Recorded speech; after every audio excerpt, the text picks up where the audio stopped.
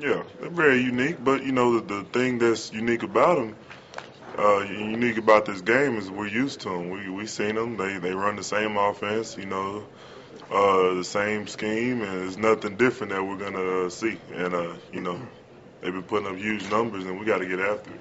When somebody says the phrase "product of the system," what do you think of that phrase?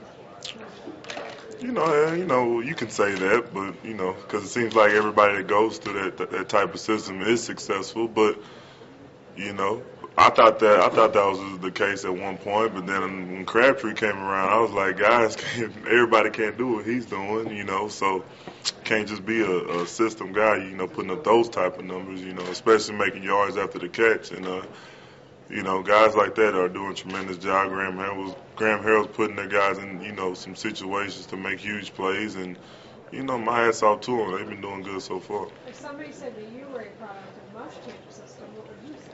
Nah, that's impossible. You can't do the things I do, being a system player. Everybody else is gonna say the same thing, You can only execute the defense, but you gotta make the plays. When you talk about their offensive line and this, I think they call themselves the Secret Service. They've got Brandon Carter that has the painted hair. Oh yeah. What you see about Man, I don't know. I think it's very funny to me. It's very unique. That's good. Offensive line is superheroes and stuff. That's great. Gives us a challenge to be villains, I guess. I don't know. Most games, obviously, you guys are looking for sacks, but against Texas Tech, because of the splits, because of the quick passing attack, does it change at all? I mean, do you think of knockdowns and tip balls more than you think of sacks, or are you still looking at any game you want to get? Like I said from day one, we're not concerned about sacks. And, Texas Tech, they do a great job of blocking and the splits that they have, and really not creating so many sacks. They only given up 3 so far, the whole season, and we can't go into the game worrying about trying to get sacks because obviously it's going to be somewhat difficult. So putting pressure, using those splits to our advantage, shooting the gaps, doing whatever we can possible to put as much pressure we can on Harold, and putting our hands up, batting balls down, trying to do the best we can to create stuff, make stuff happen. And the numbers might not be there, but you turn on the tape, and we want to see ourselves doing the best we can to make him uncomfortable back there. Missouri is a team that had a lot of the big splits too, and you guys seemingly did a very good job. Yeah. Still getting pressure that way. I mean, does that give you confidence going up against this team? I know you've seen Tech in the past, but does it give you confidence that you were able to get to Chase Daniel against a line that's similar schematically? Yeah, exactly. We was very, successful against Missouri, and like I said, the sacks numbers, I guess we had 2 or 3. Wasn't a huge number, but like I said, the pressure was there all night long, and that's what we're going to try to continue to do. And like I said, the good thing is we've seen Tech before. We see them year after year.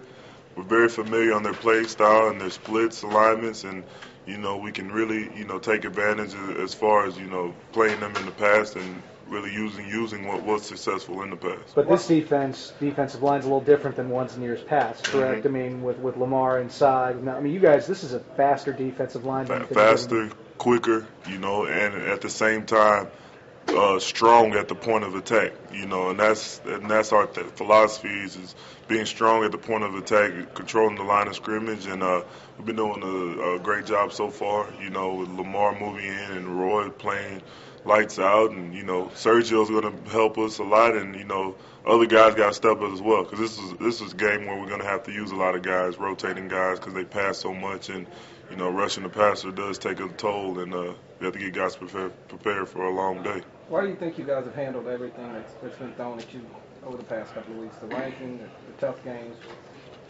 The thing I like to say is that we just don't get into the hype. We don't believe the hype. We don't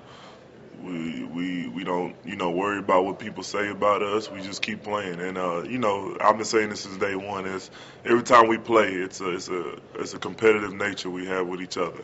We're not complacent. We're not okay. We're 7-8-0, whatever, and we're fine.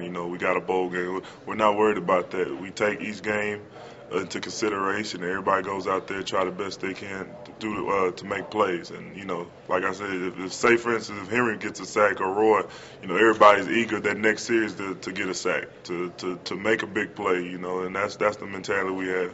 Brad, why are the games always so close in Lubbock, and are the fans usually pretty hostile? Yeah, the fans are. I respect them because their fans really, make the opponents not at ease. I mean, not at ease when they play them, and that's the thing. The fans really are a huge advantage for that team, and they really get after it. They make the opposing teams very uncomfortable, but we're used to it. We're Texas, and we've been in hostile environments before, and once again, we played this team before and handled the adversity, and hopefully we'll do that this Saturday. What have you thought of Henry's transition to defensive end?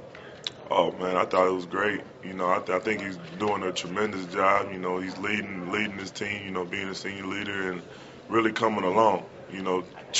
Switching positions like that is very hard at first because you have to learn a whole new scheme, a whole new technique. As far as defensive end, you're more athletic.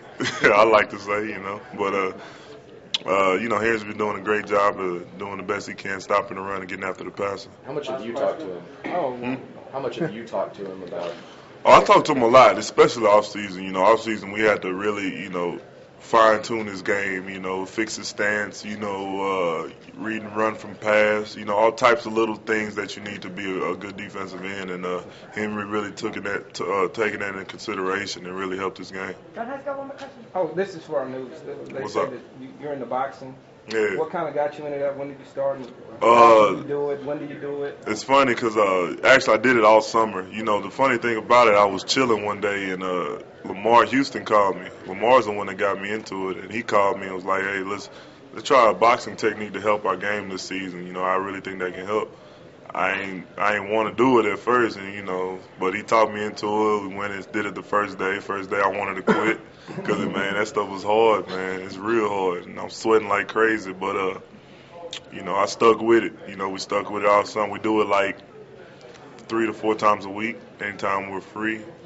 Probably in the afternoons or whatever, and like an hour and a half session, 2-hour session, and really get after it. But Lamar's the one that really helped me get into it and make that transition. Does it help you though? Oh yeah, it helped me a whole lot. I really think my flexibility is a main thing that really helped, and using my hands and the speed to power we've been liking. We like to use this season, as far as punching and stuff like that, and using that hand speed and the hand quickness, and then again my flexibility has really been a key factor this season. Thank you. You dressing up for Halloween? Huh? You dressing up for Halloween? Yeah, I might dress up as Chris Open 9, man.